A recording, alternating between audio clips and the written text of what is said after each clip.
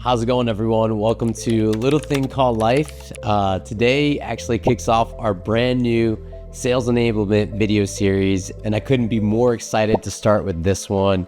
We're diving into the state of customer advocacy, what it means, why it matters, and how it's been evolving. Joining me is Jenni Adair, a true leader in the world of customer advocacy. And today we're going to talk about how companies are transforming happy customers into powerful brand champions. So grab a coffee and let's jump into it.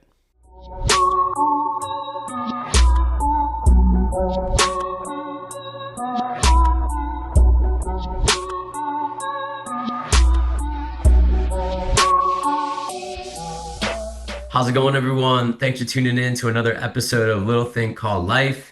This is our first enablement segment, and I am truly happy to have Jenni Adair, an experienced director of customer advocacy, to pretty much dissect and go into what exactly customer advocacy is, why it's so important, and figure out what are the pain points, what are the challenges, and where exactly customer advocacy is at today.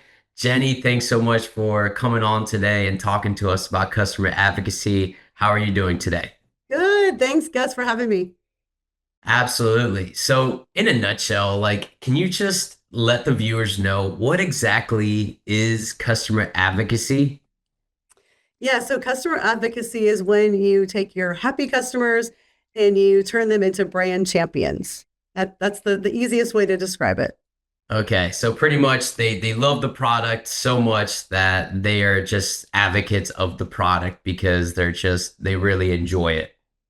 Yeah, like once they get onboarded and are seeing some success, that's when you tap into that and find out and make the ask of what kind of things they like to do. You find out what kind of person they are, and how we can help them help their brands. You make it about them.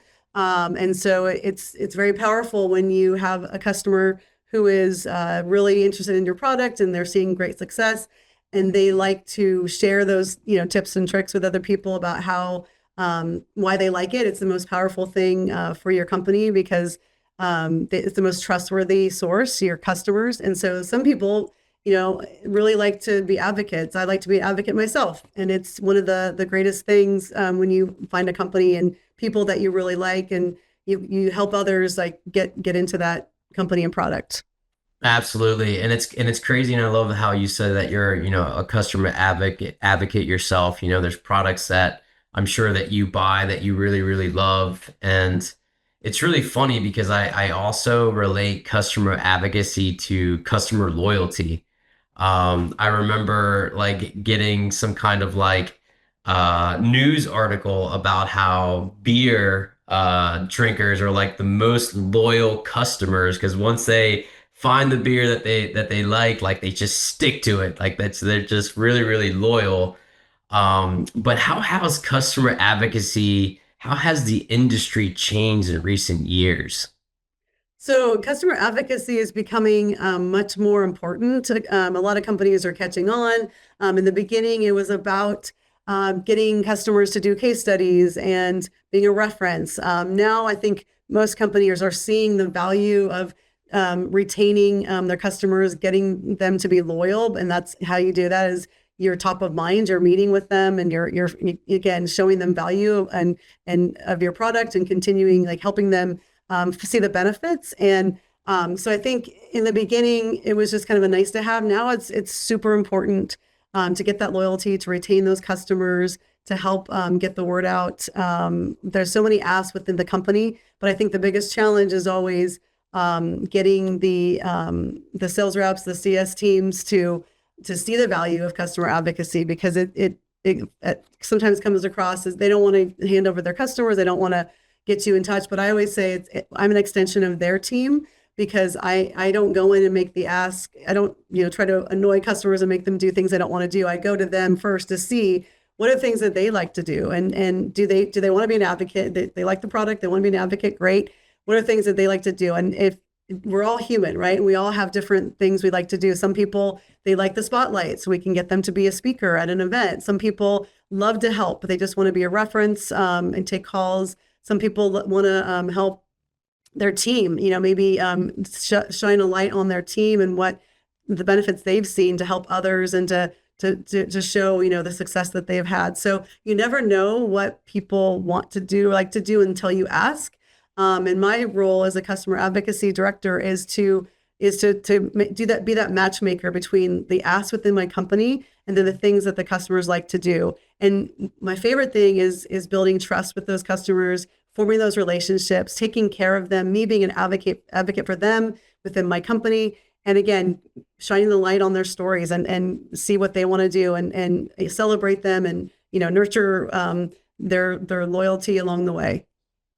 Yeah, I think another good point that you kind of mentioned is like it's I feel like now it's more important than ever to truly differentiate different companies and like keeping customer loyalty to be able to like purchase more. But I feel like the old school advocacy was all about case studies at the end of the buyer journey. But I Right. feel like the more that I see companies do advocacy now, I feel like what's really changed is like now advocacy is kind of infused throughout the actual purchasing process. And it's actually influencing awareness, education, evaluation, and post sales loyalty. And it's really funny because I also have been doing a lot of deep research about self-service enablement and how 73% of today's buyers prefer to kind of like self-service. And this is a stat that, was recently released on Gartner. And I really feel like there's something to be said that with self-service enablement, it really ties into customer advocacy because as a consumer, if I have found a potential company that is going to be helping me solve a problem and I land on their website or their LinkedIn page, if there's somewhere a video of a customer saying, this is how this product helped me in my industry do X, Mhm. it's like buyers don't want to hear that from reps. They trust customers more than marketers or salespeople. Yep. Yeah, it's a relationship game. It's a trust game, and um, it's so much more powerful when you hear from an actual customer, whether you talk to them on the phone, you see a quote from them, and we're even seeing customers that don't want to be quoted, they can't be quoted their company name.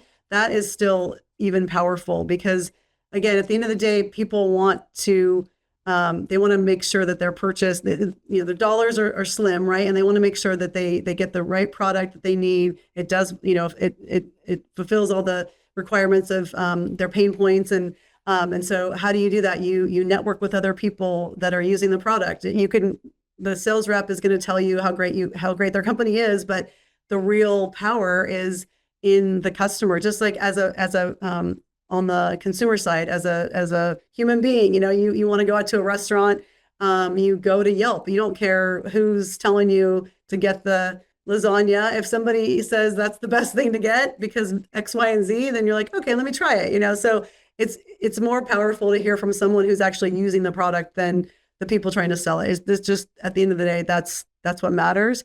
And so I think again, infusing customer advocacy from the beginning. Why did customers choose you from the beginning? And then once they're onboarded, why did what kind of value are they seeing? And so trying to find those signals within the customer journey is super important and super helpful to everyone within the company. And like I said before, that's my job, is to be the matchmaker and to make it all about the customer. What is it that they like to do?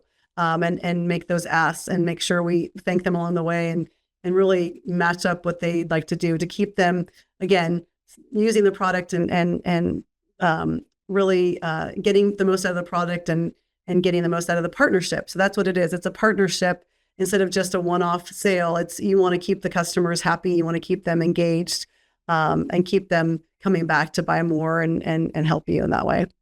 I love that. And then, like, how do you find these happy customers and then activate them to advocate for you? Do you have to partner closely with sales and customer success teams?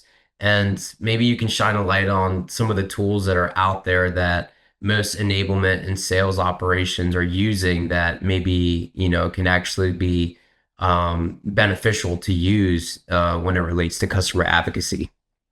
Yeah, whenever I go into a new role, I always try to meet as many people in the sales team and the customer success team as I can, because those are the people that are, on the front lines with the customers, and they're the ones that you need to make sure, you need to educate them on, what is customer advocacy, what's my role, how am I going to help them be an extension of their team. I think there's a lot of confusion, about just what it is that our role is, right? So usually customer advocacy, customer marketing, we sit under either corporate communication, we sit in marketing. So either customer communications, product marketing, those are the two areas I typically see it. And then we have to fulfill the needs of, all the different departments in the company that need something from customers. And so the best is to partner with the reps, because they know which customers are happy, they know which customers are willing to do things, and same thing with customer success. And so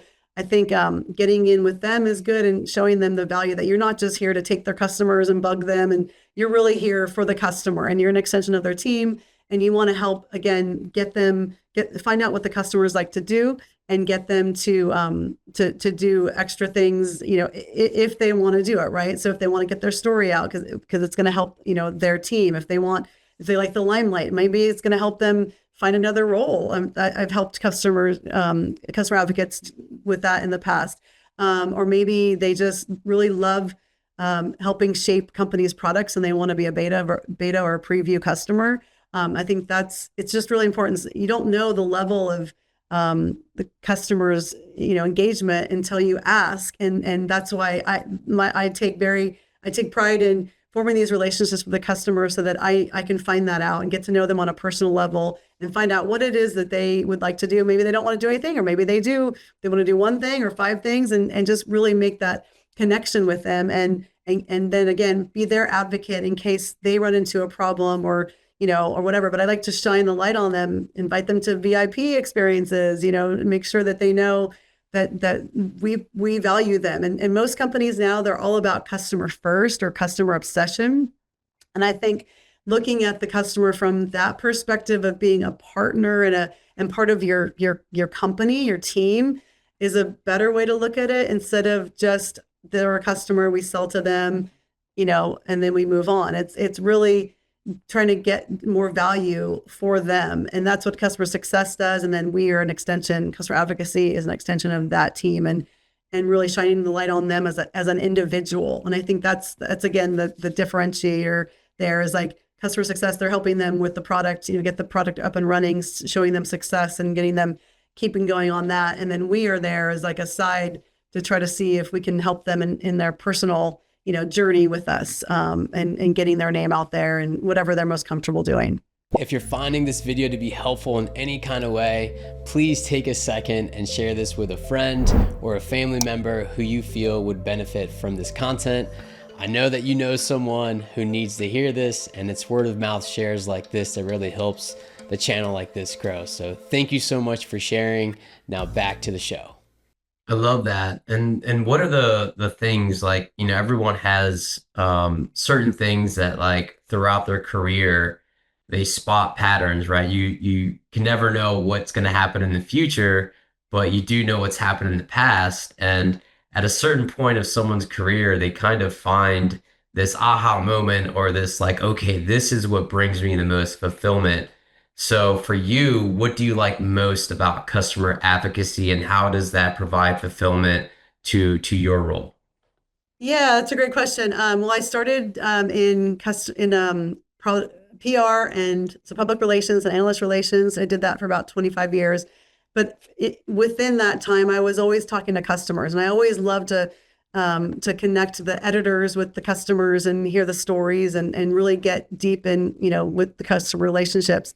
And then once this customer advocacy kind of came about, 10 or, I think I've been doing it about 8 to 10 years on its own, and just customer advocacy. And it's so fulfilling because it's just, again, for me, it's about the relationships. And I think putting someone in this role as a customer advocacy director, is important, that they are focused on relationships, and that's what they're good at. And because you can put programs out there, you know, sign them up, you can do all these different things, but it's really, at the end of the day, it's about forming good customer relations. And that's what I love to do. That's my favorite thing. That's what I'm passionate about, is really connecting with customers, and also within my internal, people that I work with, and helping, you know, making those connections. That's why I always say I'm a matchmaker, because it's fun. It's, you know, you're getting to know people on a personal level, and you're helping, connect the dots, and the customers are at the core of every company you work for. So that's why I think it's so powerful,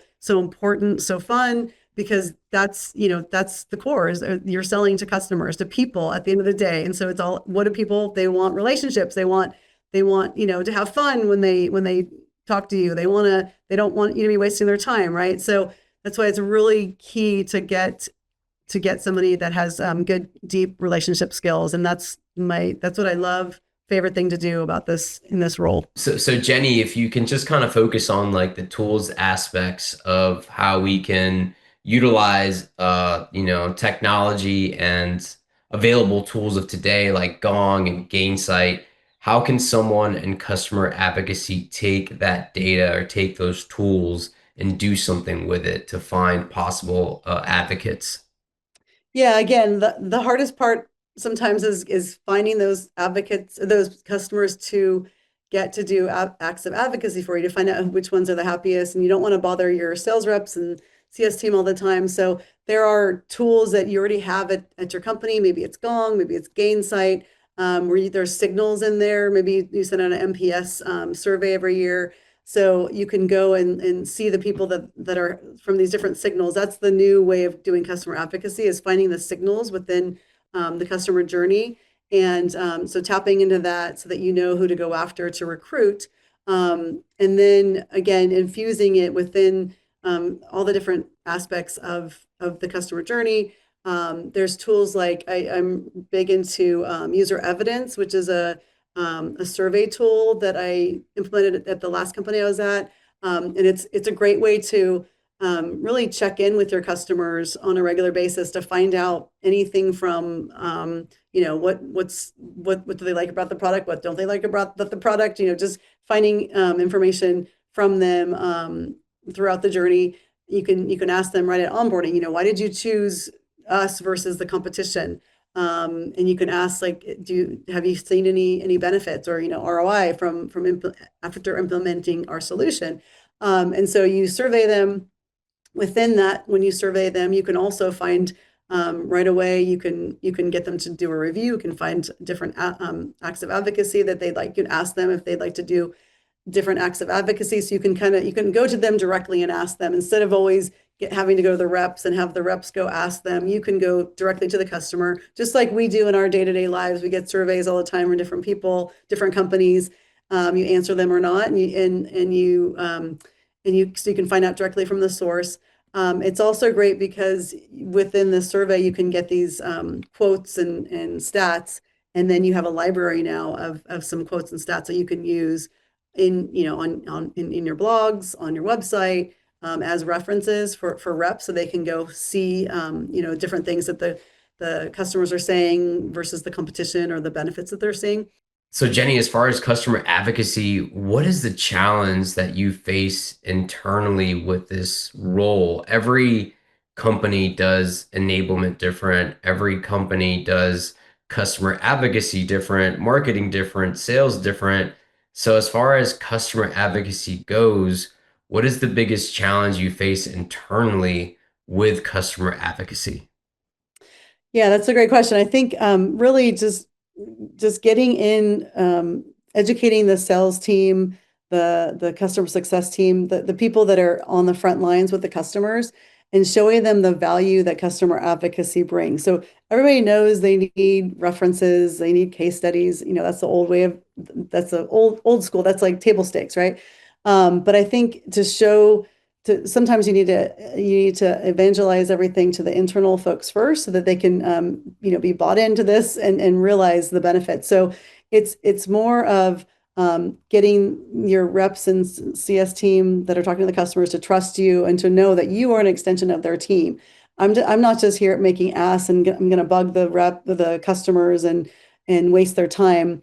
I'm invested in them. I'm invested in the team. So I want to be an advocate for the customer. So I help them. I'm another person on the team. If they need something, I want to, celebrate their wins. I want to find out, the things that they like to do on a personal level to see, because some people they love to be advocates and you just have to ask them. So I think the biggest challenge in the beginning typically is finding out where the sales and CS teams are and have they worked with customer advocacy people before, and do they understand the value? So not only am I going to help them, the reps, help them sell more to these customers, help them because I'm trying to, when you do advocacy, they typically are more loyal people because you're top of mind and they're thinking of you, they're talking about you, talking you up. So I'm going to help the sales reps by finding them, customer references for new prospects, and also help their customers become more loyal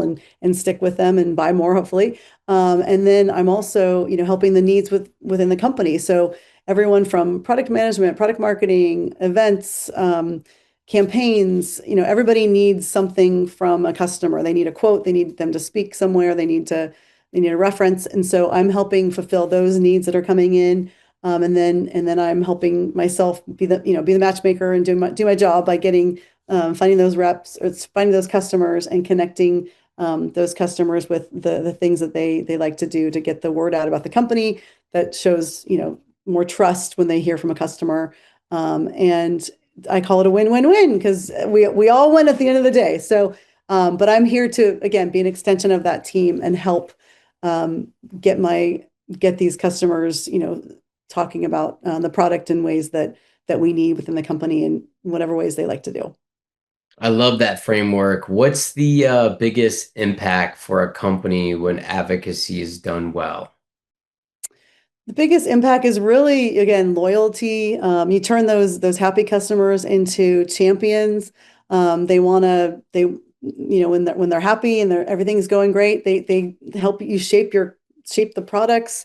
They buy more. They help educate the rest of the universe that hasn't purchased the product yet. So they really become part of your ecosystem, your company as a partnership. It's so much more, it's so much better than just selling them a product and checking in once in a while. It's really nice when you have a partnership like that where it's a win-win all around. And again, I always tell my kids it doesn't hurt to ask. The worst they can say is no. So you might as well try to ask if they're willing to be an advocate for you and realize that people like doing that, and it's an added thing that they like to do. And if they don't, they'll tell you. And if they do, it brings them closer to the company. So I don't think it hurts to ask, but I think a lot of old school thinking is that it's a burden on them. But you have to make it about the customer, not about your ask that at the end of the day, and that's what makes it work.